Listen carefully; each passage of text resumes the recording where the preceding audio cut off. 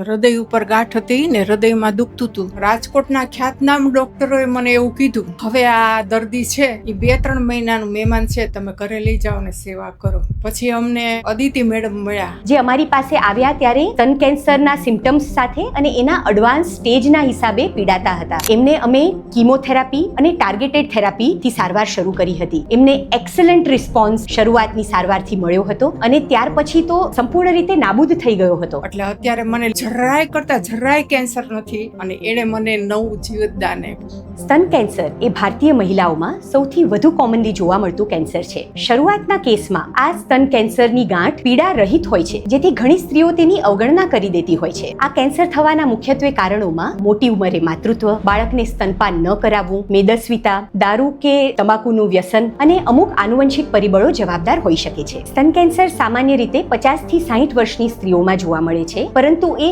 નાની વયની સ્ત્રીઓમાં અને સ્ત્રીઓમાં જ નહીં પણ પુરુષોમાં પણ જોવા મળી શકે છે. કેન્સર એ અસાધ્ય રોગ નથી. કેન્સર એટલે કેન્સલ એ વાત આજના યુગમાં જૂનવાણી છે. અને આ તો રાજકોટની જૂનામાં જૂની ને મોટામાં મોટી હોસ્પિટલ છે, નાથાલાલ પારેખ કેન્સર હોસ્પિટલ. સારવારથી ડરશો નહીં અને સારવારની આડઅસરો ઓછી કરવાની ઘણી બધી તકનીકો ઉપલબ્ધ છે, જેનાથી તમને ખૂબ સારા પરિણામો મળી શકે છે.